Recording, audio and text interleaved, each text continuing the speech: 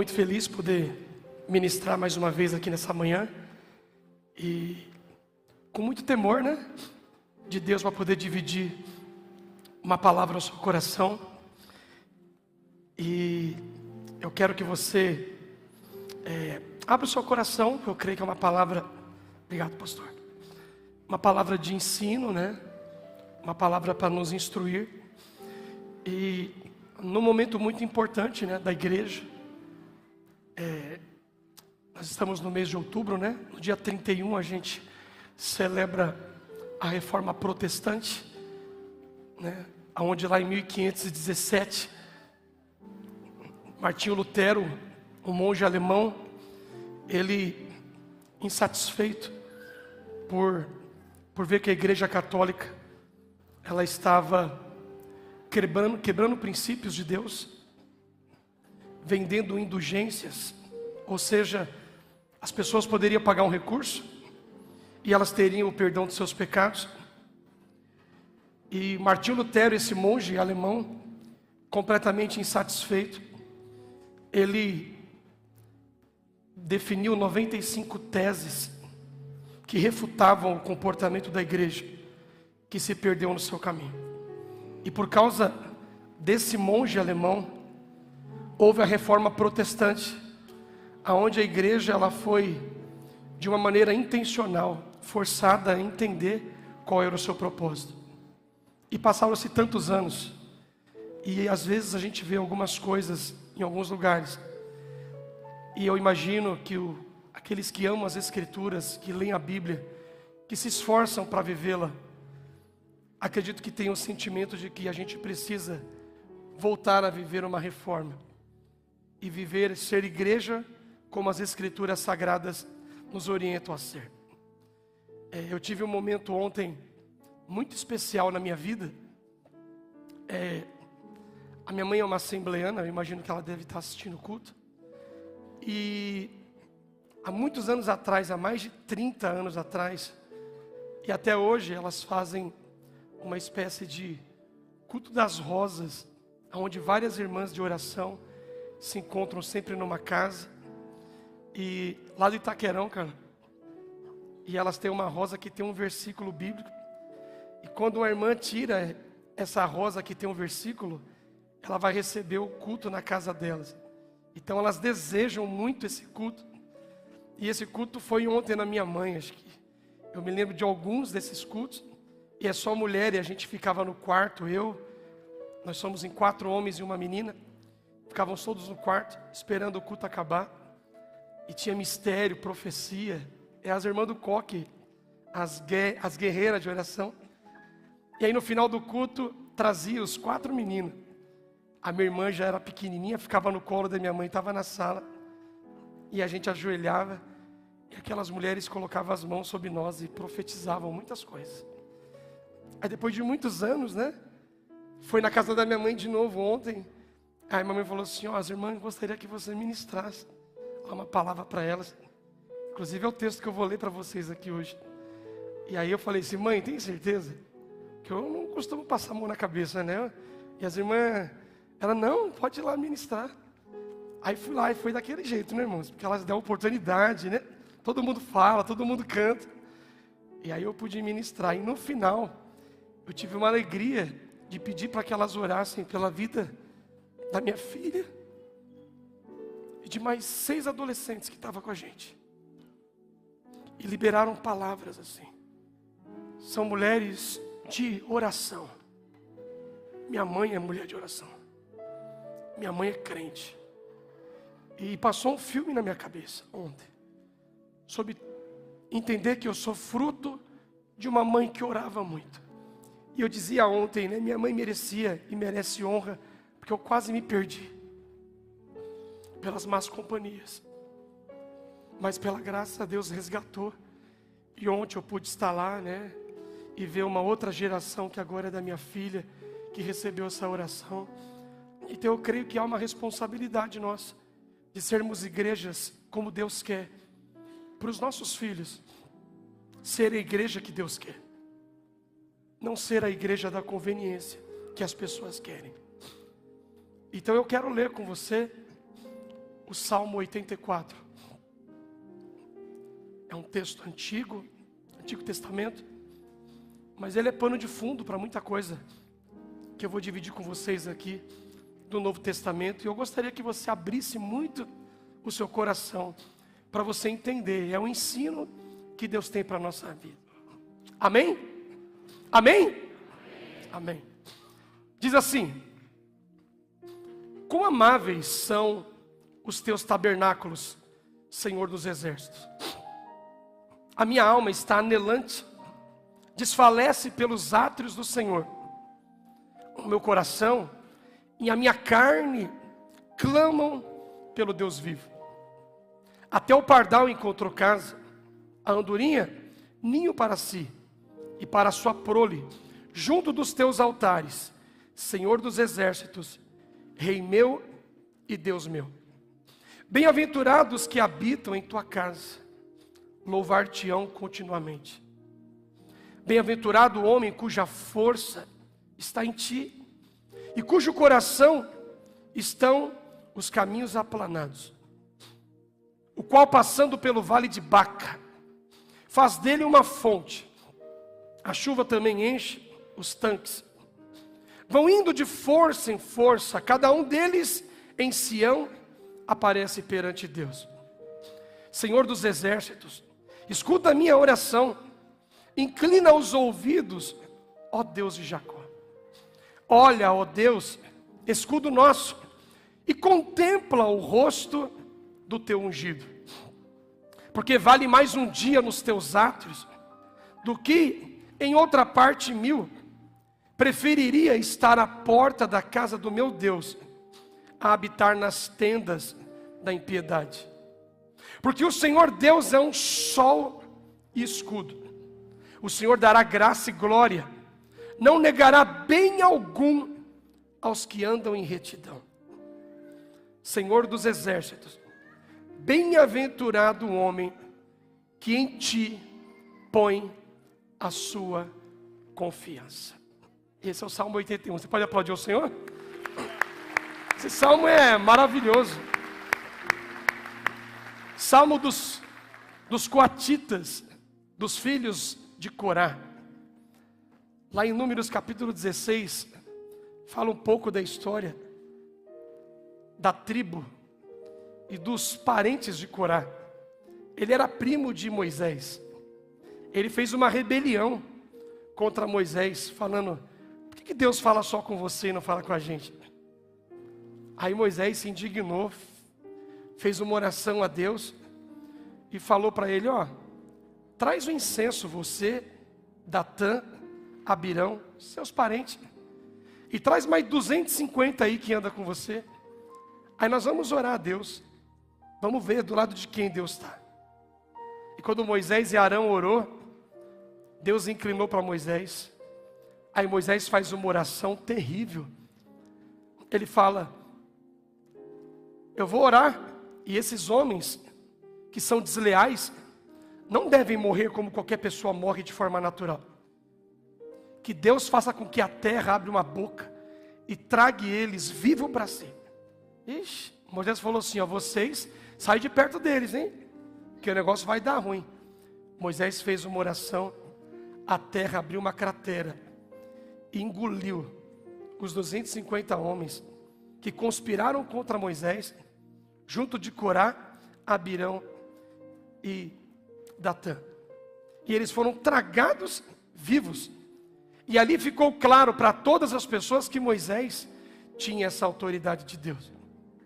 Mas havia uma parte da família de Corá, os coatitas, que eles eram músicos. Eu imagino que você conhece muito a história de 2 Crônicas capítulo 20, quando Josafá vai enfrentar os inimigos, e Jaziel, filho de Zacarias, profetiza falando para ele que a luta não era dele, a luta era de Deus. E aí nesse momento, intencionalmente, Josafá tem um ato de fé. Ele pede para que os homens que manejavam a espada fossem para trás e colocou na frente os coatitas. 2 Crônicas capítulo 20, verso 19. E eles iam cantando uma canção e o exército atrás. Enquanto eles cantaram, vai dizer que Deus se moveu no meio dos inimigos e matou todos eles. Esses homens eram ministros, levitas, eram adoradores.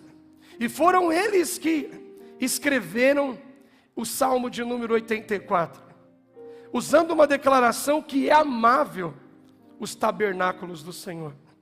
E eles vão usar expressões que são comuns naquela época no Antigo Testamento. Porque eles estão falando de um tabernáculo, um lugar onde no meio do deserto, Deus orientou Moisés a construir esse ambiente para que a glória de Deus se manifestasse ali. Eu pedi para o Juninho, não sei se ele vai conseguir colocar, mas por uma questão ilustrativa mesmo. Aqui é a imagem de um tabernáculo. Eu me lembro de um amigo que ele lida com crianças, ele tem um tabernáculo, que quando ele ministra as crianças, ele monta. E é muito bonito, porque o tabernáculo ele tem 3 partes. Ele tem um pátio exterior, que é onde o sacerdote podia entrar. Nesse pátio exterior tem a pia de bronze, aonde o sacerdote ele se lavava, e a mesa de bronze, aonde ele oferecia sacrifício. Aí havia uma outra parte já dentro da tenda, que é chamada de átrio, ou lugar santo. Aqui tem 3 objetos muito importantes dentro desse tabernáculo. Aqui tem a mesa da preposição, aonde sempre colocava ali 12 pães que representavam as 12 tribos de Israel. Tinha e representava a comunhão, né? Tinha o candelabro, aonde ele ficava aceso e representava a presença de Deus, a luz que jamais se apagaria. E tinha o incensário, que ela representava as intercessões e orações que eram oferecidas pelo povo. Nesse segundo ambiente, o sacerdote não podia entrar, só o sumo sacerdote podia ter acesso. E tinha o terceiro ambiente, que era o lugar santíssimo, ou o santo do santo. Ali o sacerdote entrava uma vez no ano. Amarrava-se uma corda na sua cintura, com um sino. E ele entrava ali, para oferecer expiação, sacrifício, por si mesmo, e pelo povo. E quando o sino batia, ele está vivo. Se a vida dele tivesse bagunçado, o sino parou de tocar, eles puxavam o sumo sacerdote morto, porque era um lugar santíssimo. E lá nesse lugar, tinha dentro o objeto mais santificado daquela época, a Arca da Aliança, que Moisés fez pela orientação de Deus. E dentro da Arca de Aliança, tinha 3 objetos, que representavam coisas poderosíssimas. Tinha as 2 pedras, que Moisés recebeu de Deus, que eram os 10 mandamentos, que representava a palavra. Tinha a vara de Arão, que ela representava a autoridade. Arão é o sacerdote, a sua geração, o sacerdócio que Deus levantou. E tinha também um pote, que continha dentro dele o maná, que é o pão que Deus mandou do céu, que representava a provisão de Deus. Então, a tribo de Corá está dizendo: quão amável é o tabernáculo, quão amável é esse lugar. Aqui representa aonde Deus se manifesta. Aqui representa o lugar aonde a gente vê a glória de Deus. Quando Moisés ia para esse lugar, a glória de Deus descia, e as pessoas ficavam de longe observando. E esse momento, ele tem uma representatividade, porque a gente está na nova aliança, e é interessante porque nós não temos mais alguém que entra nesse lugar para nos representar. Eu gosto muito da expressão do escritor de Hebreus, eu acredito que seja o apóstolo Paulo, lá em Hebreus capítulo 5, nos versos 5 e 6, ele fala assim: assim também como Cristo se não gloriou a si mesmo, para se fazer sumo sacerdote, mas aquele que lhe disse, tu és o meu filho, hoje te gerei. Como também diz no outro lugar, tu és o sacerdote eternamente, segundo a ordem de Melquisedeque. Jesus é o sumo sacerdote, que entrou e representou a gente, fez expiação pelo nosso pecado. Jesus é o sumo sacerdote que não precisou fazer expiação por si, como os sacerdotes e sumos sacerdotes da época de Moisés, porque Jesus não pecou, Jesus é santo, Jesus, ele é perfeito. E quando Jesus foi oferecido como sacrifício, em Mateus capítulo 27, no verso 51, que é importantíssimo esse texto, diz que quando Jesus declarou a Deus, a ti entrego o meu espírito naquela cruz, verso 51 vai dizer que o véu do templo rasgou-se em dois, de alto a baixo, e tremeu a terra e fenderam-se as pedras. Ou seja, aqui está sendo quebrada essa representatividade de que um sumo sacerdote precisava entrar no lugar e fazer e oferecer sacrifícios a nosso favor.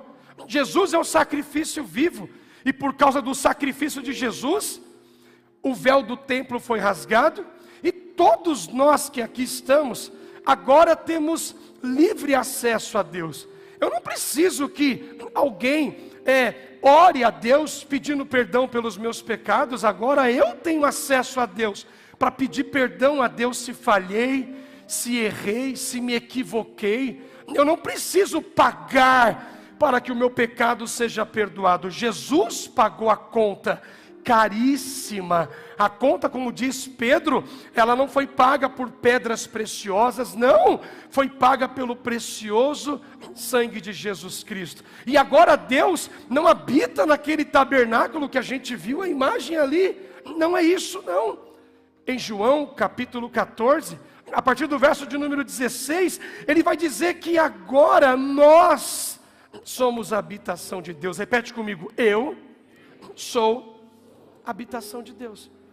João capítulo 14, a partir do verso 16, isso é muito importante para a gente ter a clareza desse entendimento e dessa reflexão. Evangelho de João, capítulo 14, a partir do verso de número 16, na linguagem corrigida.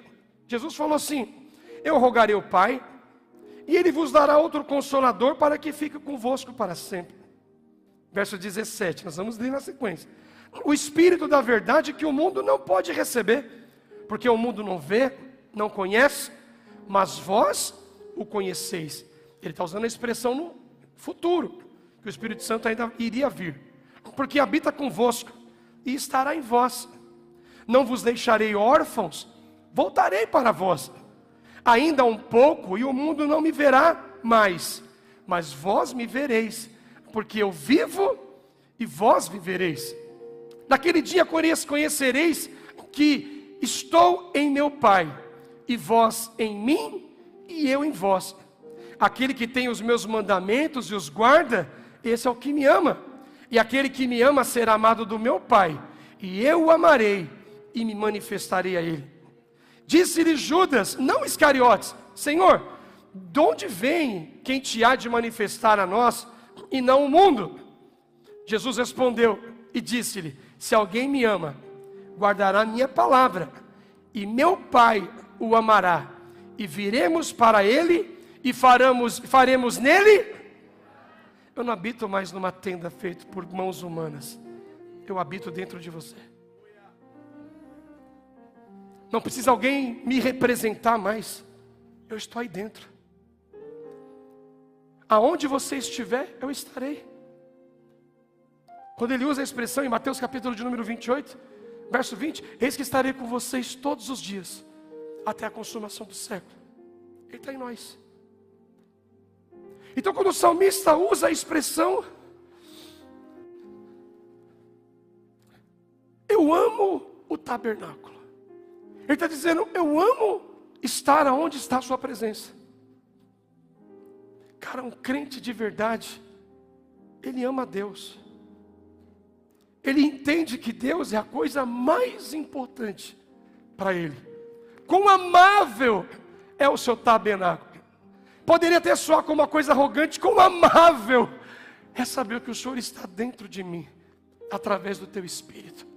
Quão amável saber que hoje eu não dependo que alguém interceda por mim. Eu posso falar diretamente com o Senhor. O Senhor ministra meu coração, o Senhor fala comigo. O Senhor me orienta, o Senhor me discipula. O Senhor me diz quando erro, quando falho. O Senhor me mostra os caminhos. É nós, irmãos, é a igreja. Deus não está numa imagem. Deus não está numa paróquia. Deus não está nesse prédio. Deus está dentro de você. E Deus é representado pela figura do Espírito Santo. E quando nós nos reunimos aqui, é como igreja, para juntos expressarmos o quê? O nosso culto a Deus. Levantarmos nossa voz, cantarmos canções que glorifiquem a Ele. Entregarmos ofertas para que outras pessoas possam, através de vários trabalhos, receber o Evangelho. Fazer as nossas reuniões, os chás, os nossos momentos para edificar a nossa vida, porque esse lugar é onde a verdade tem que ser pregada, para que a gente viva ela, e não seja levado por vento de doutrina, onde alguém falará algo que não tem nada a ver com a Bíblia, e a gente passa a ter um comportamento que não glorifica a Deus. Paulo conduz uma expressão em Romanos, capítulo 12, no verso 1, ele fala que nós devemos apresentar o nosso corpo a Deus como um sacrifício vivo, santo e agradável. A minha vida é o culto. Não aqui. Aqui é fácil. Em casa, no trabalho, é o culto.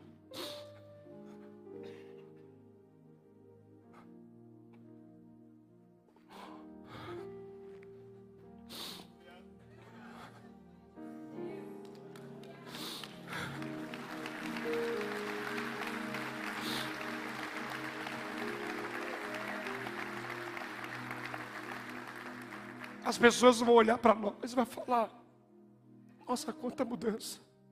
Isso é um culto. Olha para os nossos filhos, porque a Bíblia, ela não massageia a gente.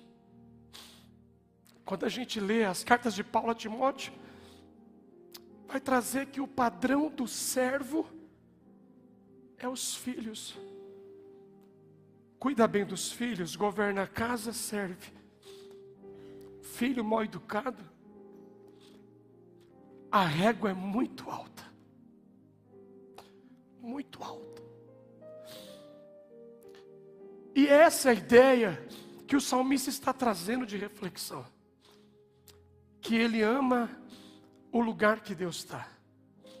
Por isso que a gente ama estar na igreja. Não é porque a gente vai encontrar Deus aqui. Nós vamos cultuá-lo aqui. Tem pessoas que estão em casa e estão cultuando tão bem quanto a gente. Porque Deus se faz presente aonde nós nos reunimos em nome dEle. Até aqui está dando para entender, amém? Eu vou tentar pregar de maneira bem lúcida assim, porque esse texto mexe muito comigo. Mas a gente é morada. E a gente é uma morada completa. Repete comigo, morada completa.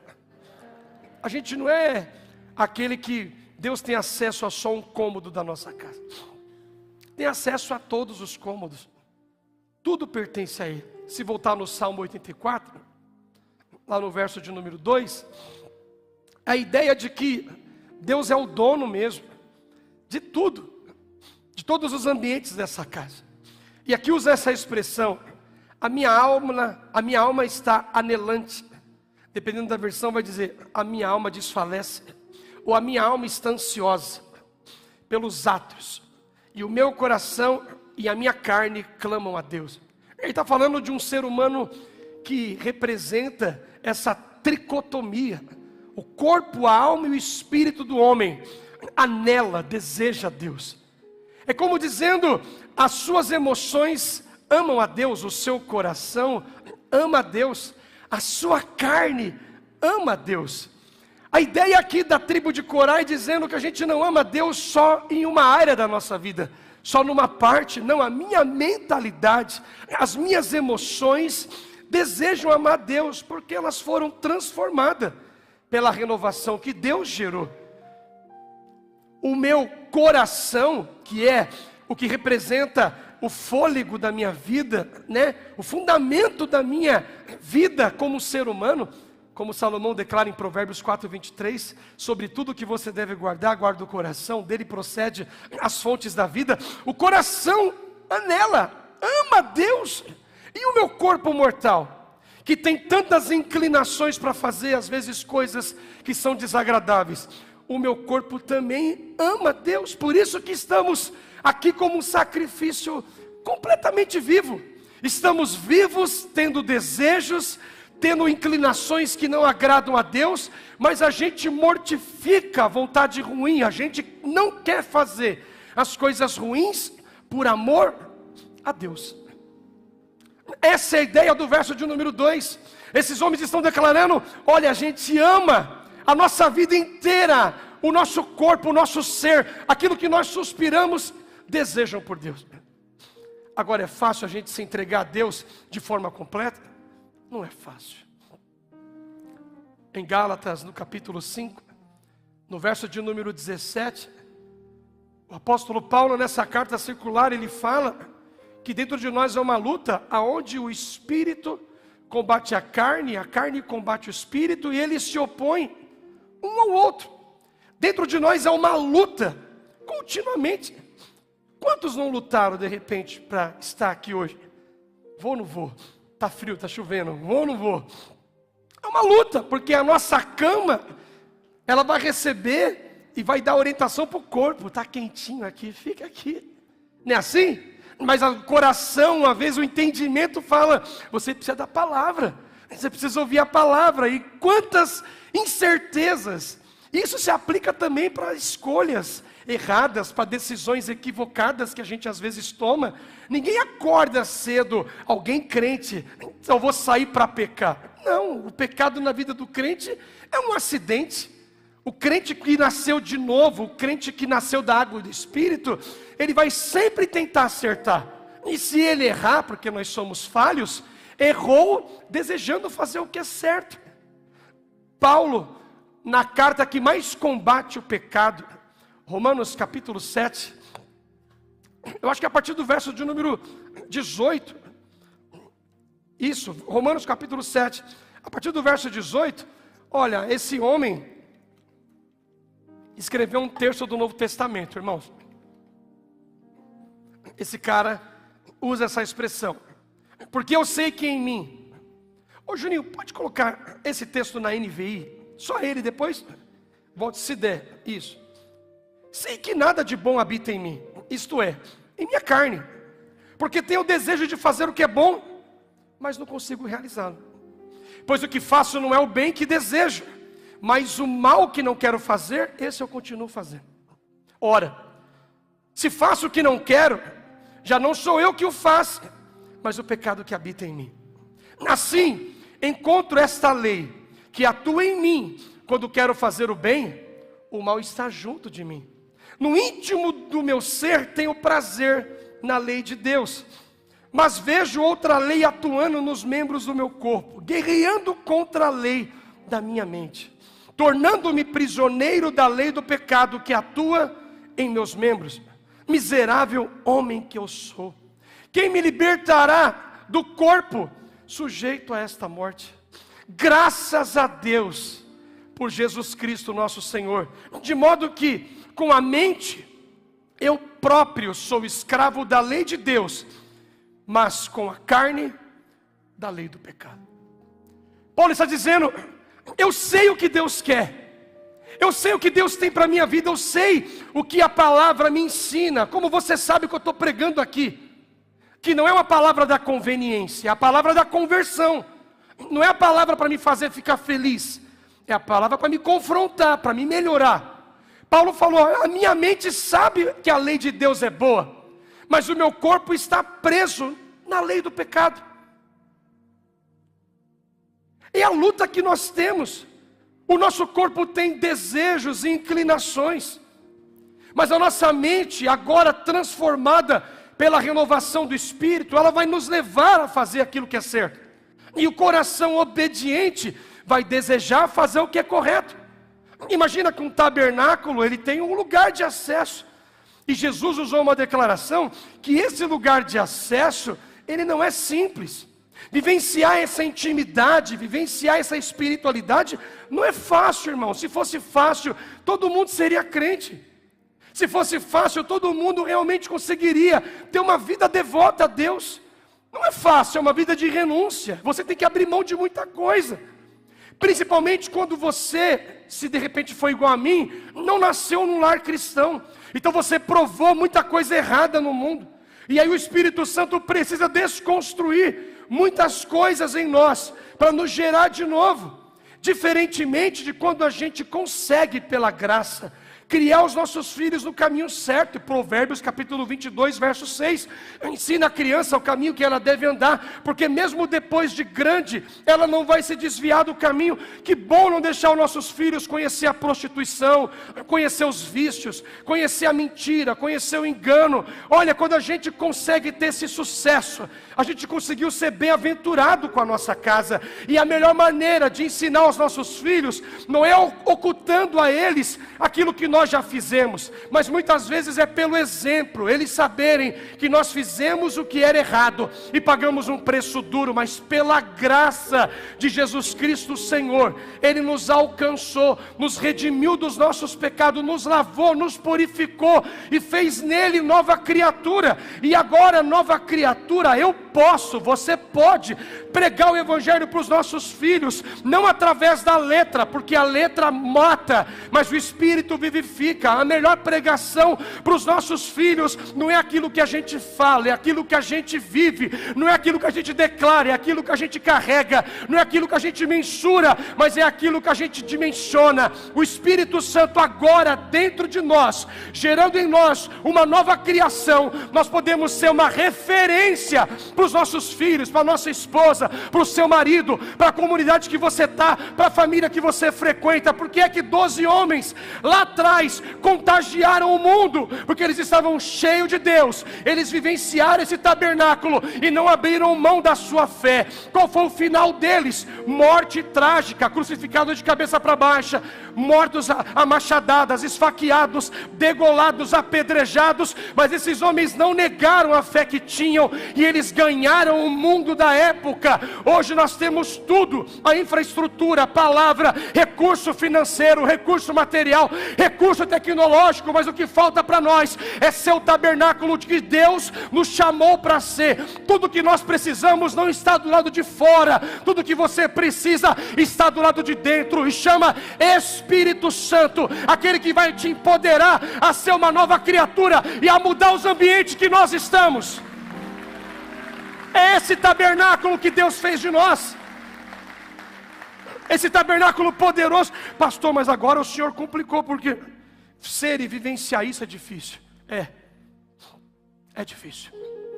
Em Mateus capítulo 7, nos versos 13 e 14, o próprio Jesus, na maior pregação dele, o próprio Jesus usa essa expressão: entrem pela porta estreita, pois larga é a porta e amplo o caminho que leva à perdição, e são muitos os que entram por ela. Como é estreita a porta e apertado o caminho que leva à vida, são poucos os que encontram. Quem é a porta de acesso ao Pai? Quem é? Jesus é porta estreita, não é porta larga. A porta estreita vai confrontar quem eu sou.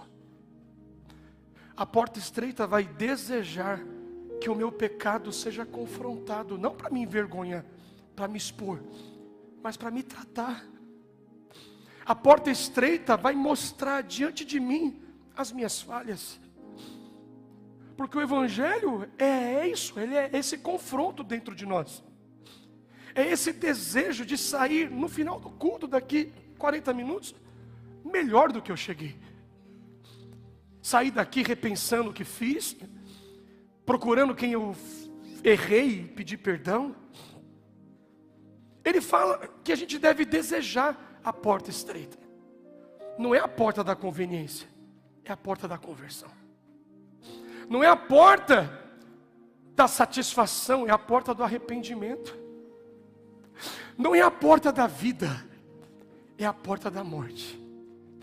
Aonde todos os dias, por amor a Ele, a gente vai desejar morrer. Desejar abrir mão da razão para fazer o que o Espírito Santo pede. Não espere ficar velho para querer ter razão. É melhor ter paz. Algumas guerras, é um mês de guerra. Algumas guerras, elas são desnecessárias para o crente. Qual foi o maior sermão já pregado na história? É o Sermão do Monte. Esse é um pequeno trecho de Mateus capítulo 5, 6 e 7. Que não foi um homem que pregou, foi Jesus, o Filho de Deus, o Filho do homem. Que começou dizendo, no capítulo 5, no verso 3, que os que são humildes ou pobres de espírito, deles é o reino dos céus. E essa interpretação sobre ser pobre ou humilde de espírito, dada por Jesus, ele fala que esse pobre, o reverendo Hernandes Dias Lopes, é alguém que eu aconselho vocês ouvirem também, fora os pastores aqui da casa, amém? É bom você ouvir seu pastor, mas tem gente boa também em outras várias igrejas. Ele usa uma expressão, quando ele fala um pouco do salmista, um pouco da bem-aventurança, ele usa uma expressão dizendo que havia dois tipos de pobre, e há nos dias de hoje. Existe o pobre que tem o necessário para viver. A pessoa tem o de morar e o que comer, só. Ela é aquela pessoa que vive naquela régua. Mas existe o pobre que não tem nada, aquele que carece de coisas. Quando Jesus usa a expressão os pobres de espírito, ou os humildes de espírito, ele está dizendo que bem-aventurado e do reino dos céus é esse, que a questão não é material, é espiritual. É aquele que não deposita nas coisas que tem, na sua influência, no seu dinheiro, nos seus carros, na sua casa. É a pessoa que não deposita nessas coisas a sua confiança. O pobre de espírito é aquele que deposita completamente tudo em Deus. Se você entender isso, faz sentido quando você lê o Salmo de Davi, o Salmo 27, no verso 4. Uma coisa pedi ao Senhor e a buscarei, que eu possa habitar. Habitar é de criar raízes na casa do Senhor todos os dias, para contemplar a sua formosura e aprender no seu templo. Davi é rei, ele não mora na Zona Leste. Davi é multimilionário, ele é o homem mais poderoso da época, tinha um trono e uma coroa de ouro, mas ele está dizendo, olha, a melhor coisa é Deus. O pobre de espírito não é aquele que aprendeu a viver porque tem coisas. O pobre de espírito é aquele que aprendeu a viver porque depende de Deus. O humilde de espírito é aquele que sabe, toda a minha confiança está em Deus. E aí no capítulo 5 ele vai falar das bem-aventuranças de Mateus. E ele vai falar, a partir do verso 14, que você deve ser o sal da terra e a luz do mundo. Não é assim? Aí chega no capítulo 6 de Mateus, ele continua falando e dando cajadada, ensinando a pedir perdão, falando que a lâmpada do corpo são os nossos olhos. Se os olhos forem ruins, o corpo vai ser ruim. E aí Jesus vem colocando no prumo. Mas no capítulo 6 tem algo muito gostoso que está conectado ao que o salmista declarou no texto que eu li com vocês. Em Mateus, no capítulo de número 6, especialmente no versículo, se puder colocar por gentileza para mim, Juninho, eu sei que eu não pedi, ele fala no verso de número 26, Mateus capítulo 6, a partir do verso 26. Olha para a ave dos céus, nem semeiam, nem cegam, nem ajuntam em celeiros, e o vosso Pai Celestial as alimenta. Não tem de vós muito mais valor do que elas? Lembra do pardal que a gente leu no Salmo? Que achou a sua casa e as andorinhas do seu ninho? É Jesus. Olha para as aves. Quem de vocês poderá, com todos os seus cuidados, acrescentar um côvado à sua altura? E quanto ao que você veste, por que andais solícitos? Olha para os lírios do campo, como eles crescem, não trabalham, nem fiam. E eu vos digo que nem mesmo Salomão, em toda a sua glória, se vestiu como qualquer deles. Pois se Deus assim veste a erva do campo, que hoje existe e amanhã é lançada no forno, não vestirá muito mais a vocês, homens de pequena fé. Não andeis inquietos, ansiosos, dizendo que comeremos, que beberemos, ou com que nos vestiremos, porque todas essas coisas os gentios, os pagões procuram. De certo o vosso Pai Celestial bem sabe que necessitais de todas essas coisas, mas buscar em primeiro lugar o reino de Deus e a sua justiça, e todas essas coisas vos serão acrescentadas. Não vos inquieteis, pois, pelo dia de amanhã, porque o dia de amanhã cuidará de si mesmo. Basta a cada dia o seu mal.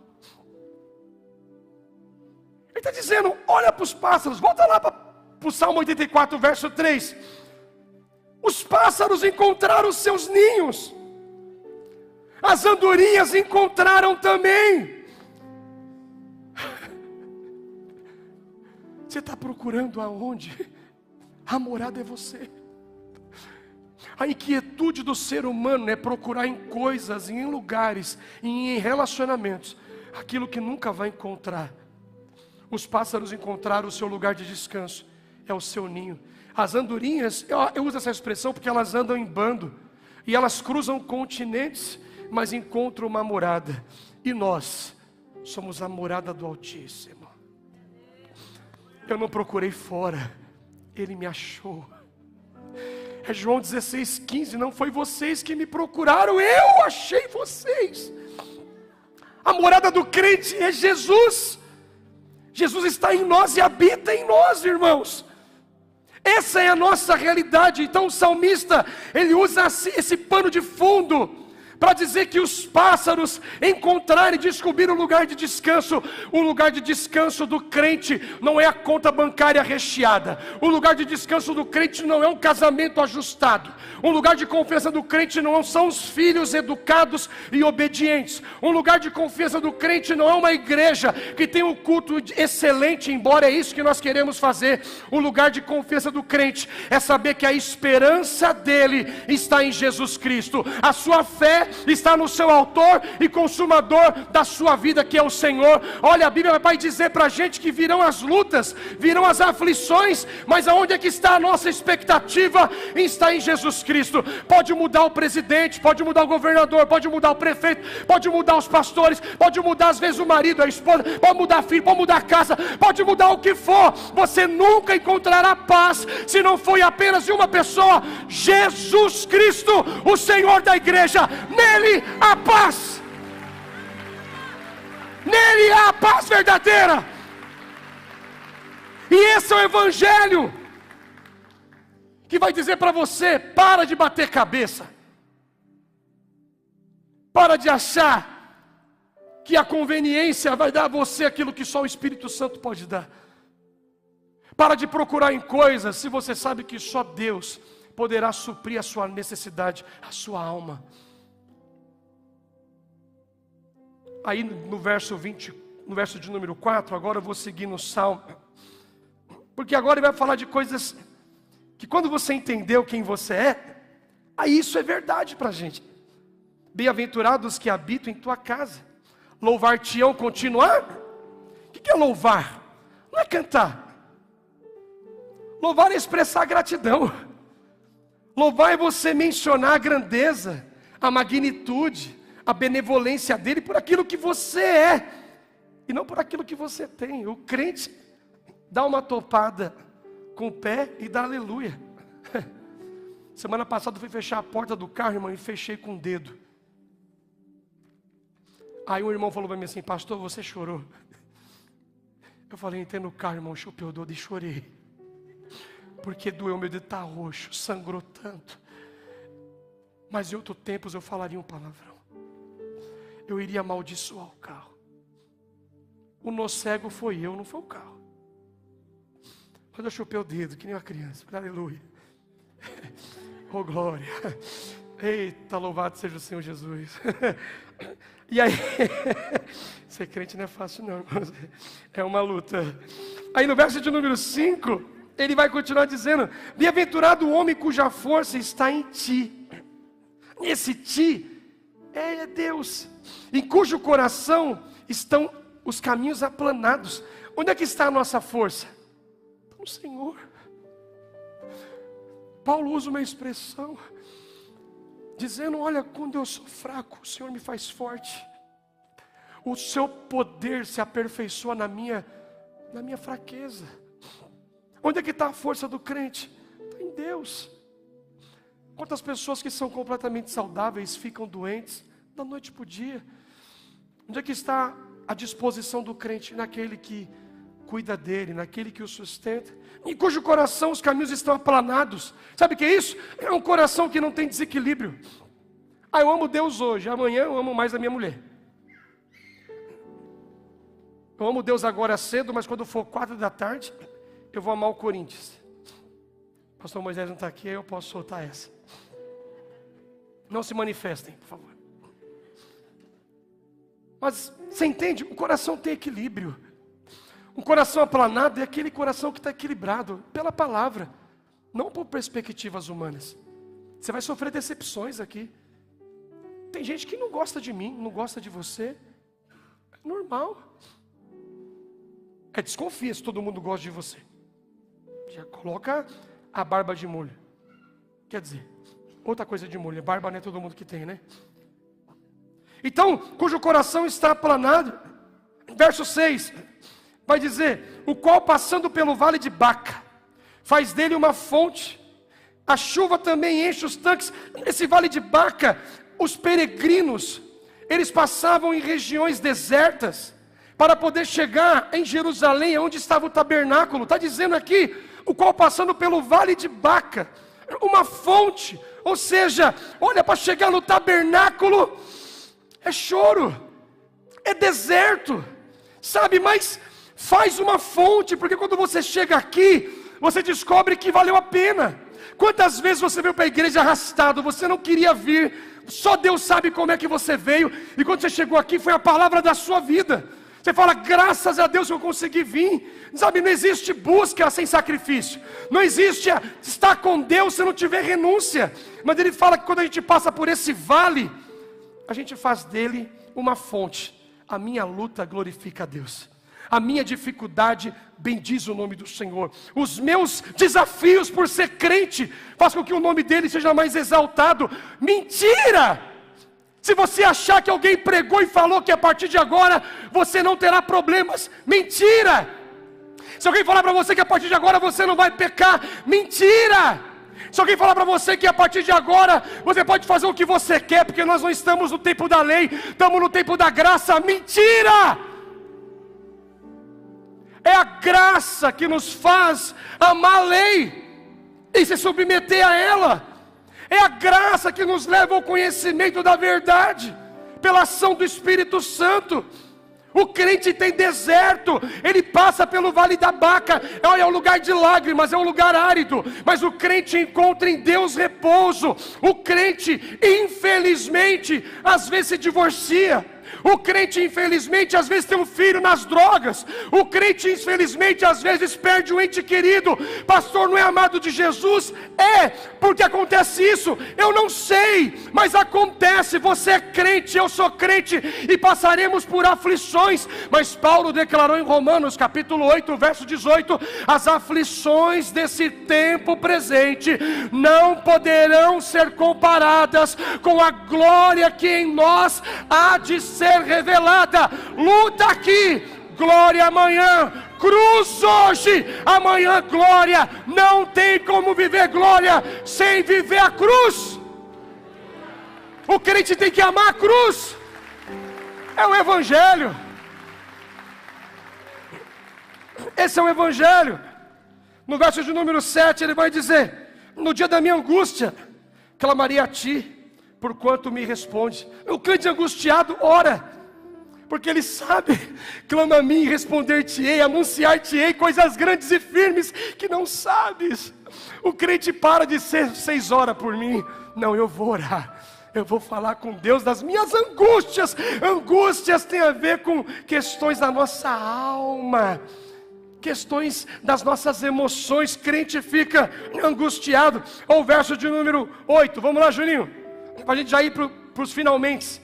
Senhor Deus dos exércitos, escuta a minha oração, inclina os ouvidos, ó Deus de Jacó. Ele nos ouve. Verso 9: olha, ó Deus, escudo nosso, e contempla o rosto do seu ungido. Quem é o nosso escudo? Olha, eu tenho algumas orações intencionais. Uma delas, um dia uma pessoa me disse: cuidado com o que você pede. Mas eu peço muito para Deus para deixar eu ver o mundo espiritual. Sabe no que eu acredito? Que enquanto a gente está andando, Deus ele está, sabe, livrando a gente de tantas coisas que a gente nem percebe, a gente nem vê, você nem nota o que está acontecendo, porque Deus é um escudo. Ele é socorro presente para você. Ele é escudo para aqueles que amam a Ele, para aqueles que amam a palavra dEle. Vale a pena ser crente. Ele vai ser escudo para você. Ele vai ser. Mas é verdade que de vez em quando Ele deixa o crente que Ele ama ser um Lázaro. Deixa ir para a cova lá para fazer alguma coisa. Não é assim? Ele amava Lázaro e deixou Lázaro passar no aperto. Às vezes Ele vai usar uma luta para gerar um propósito. Reclama não. Chegou uma pedrada em você, segura, relaxa. Ele segurou umas 150 pedras e você nem percebeu. O crente deveria agradecer mais a Deus, sim ou não? Deveria ser mais grato. Verso número 10, desculpa. Porque vale mais um dia nos teus átrios. Aonde é o átrio? É o segundo estágio do tabernáculo, né? Onde tem o pão da preposição, que eu falei, onde tem lá o incenso, né? Diz assim: porque um dia nos teus átrios, porque vale mais um dia nos teus átrios do que em outra parte 1000. Preferiria estar à porta da casa do meu Deus a habitar nas tendas da impiedade. Olha, eu amo tanto a Deus que eu não sinto falta do bar. Eu amo tanto Deus que eu não sinto falta das rodas de pagode. Eu amo tanto Deus que eu não tenho mais vontade de fumar maconha, usar cocaína, usar crack. Eu amo tanto Deus que eu não me prostituo, eu não me envolvo com a pornografia. Eu amo tanto Deus que eu deixei o engano. Ele está dizendo isso aqui. Sabe, Deus é tão bom que esses lugares que não são ruins para a natureza pecadora. Ninguém se prostitui porque é ruim. A pessoa se prostitui porque satisfaz a sua carne. É como um viciado em droga, como um alcoólatra, como uma pessoa que está no engano. Ela vive isso porque a carne dela se inclina para isso. Mas quando você prova a Deus, a sua carne vai ter outras expectativas, que é o Senhor. E por fim, nos versos de número 11: porque o Senhor Deus é sol e escudo. O Senhor dará graça e glória, não negará bem algum aos que andam em... Se você é crente, quantas vezes você, talvez como eu, não orou assim? Está escrito na tua palavra. A tua palavra diz que tudo aquilo que eu pedi em teu nome, o Senhor me concederia. Quem já orou assim? Quem já usou essa expressão? Vocês não estão lendo Bíblia não, hein? Quem já orou assim? A gente hoje, Senhor, está escrito, hein, Campos? O que tiver que eu pedir no seu nome, é verdade, está escrito, mas será que a gente anda em retidão? Porque de repente a gente cumpre só uma parte. Será que a nossa vida está reta diante daquele que é o autor da nossa fé? Será que a gente realmente é crente de verdade? Será que realmente o Senhor olha para nós e brilha como um sol? Porque o sol, não importa o que aconteça, ele está no seu devido lugar. Nesse exato momento, o sol está lá fora, radiante de novo. Pastor, o senhor está mentindo. Está chovendo e está frio. Então, é que a nossa visão ela está limitada àquilo que a gente consegue perceber. Eu tenho certeza absoluta que o sol está no mesmo lugar, na mesma posição. Muitas vezes, a gente não consegue contemplá-lo, porque a nossa vida não está reta. Deixa eu parafrasear aqui. Às vezes, há sol no extremo e no outro há escuridão. Tem lugares que nesse exato momento está escuro, porque tem a ver com a sua posição, aonde você está. Se eu estiver no lugar que Deus quer, eu sempre verei o sol da justiça brilhando a meu favor. O mundo está desabando, eu estou vendo Jesus. Está tudo dando errado, eu estou vendo Jesus, eu estou percebendo Ele. Eu estou percebendo Ele. Eu não preciso que a minha vida seja boa para não ver Jesus. Eu não preciso. E por fim, no verso de número 12. Senhor dos exércitos, bem-aventurado o homem que em ti põe a sua confiança. Aonde está a confiança do crente? Crente reformado, crente que vive a reforma. Onde está a esperança? Está no seu líder? Está no seu pastor? Está na sua infraestrutura? Está na sua célula? Não, tudo isso é bom, mas a minha confiança está no Senhor Jesus Cristo. Quando você confia em Deus, você não desvia. Quando você confia em Deus, você não vai embora da igreja. Ah, eu não gosto daqui. Você vai estragar outro lugar. Fica aqui que a gente já acostumou com você. Pensa assim. Existe igreja perfeita? Existe. Qual que é? Aquela que a gente não está. A gente chegou lá, bagunçou, porque a gente é imperfeito, sim ou não? A gente cria aí a expectativa no que está acontecendo na nossa volta. É nele. Nele está a nossa confiança. Por isso que Jesus usou no verso 45, em Mateus 6. Basta cada dia o seu. Vai ter mal amanhã. Eu vou sofrer hoje para quê? Eu confio em ti, Senhor, que o Senhor vai me ajudar. Eu sou um crente que acredito que a minha esperança está no Senhor. Sabe, irmãos, eu quero encerrar dizendo a você que o evangelho é simples. A pregação da palavra é algo simples.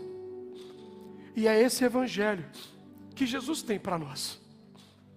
É o evangelho que vai melhorar a nossa vida, para a gente ser um instrumento para melhorar a vida de alguém.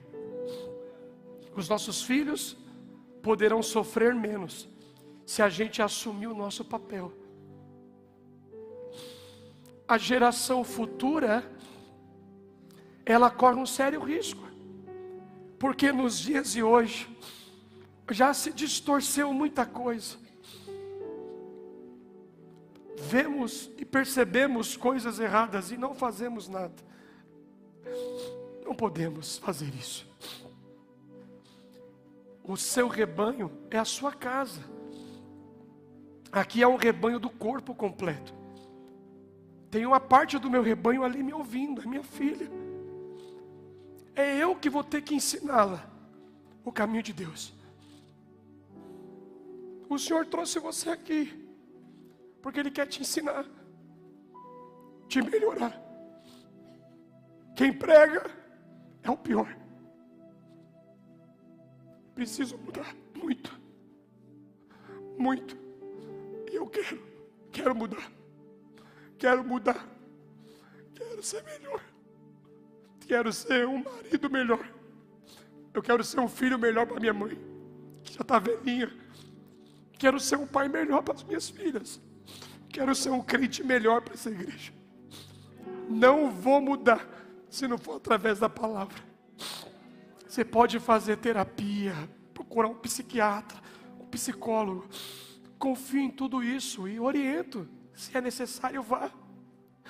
Mas toda mudança do ser humano está aqui, ó, nesse livro.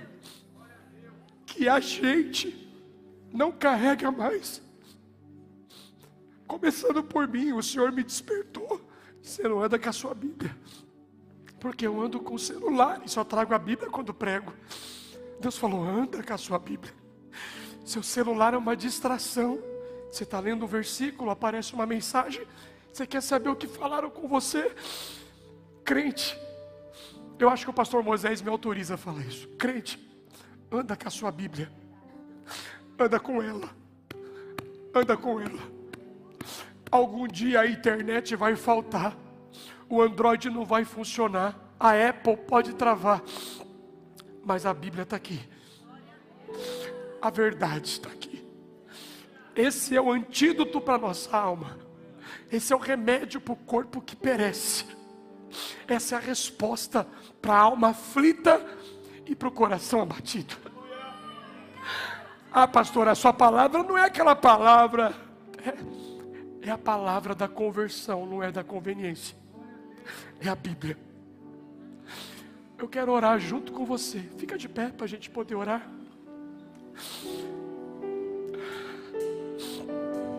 O Espírito Santo está aqui nesse lugar. Amém? Você crê assim? Você crê assim? Sou suspeito para falar, estou ministrando e eu sinto Ele. E sinto que Ele se agrada do que nós estamos liberando aqui. Sinto isso. Mas acredito que o nosso desafio maior sempre é quando a gente sai daqui. Porque nós vamos para um contexto difícil. E às vezes o contexto difícil é a nossa casa mesmo. É o nosso ambiente de trabalho. Mas nós somos a casa, a habitação dele. E a gente não vai embora e ele vai ficar aqui. Ele vai nos acompanhar. Está conosco. A minha oração é que nós sejamos sinceros, sensíveis e obedientes ao que o Espírito Santo vai nos orientar. Coloca a mão no seu coração. Eu vou orar.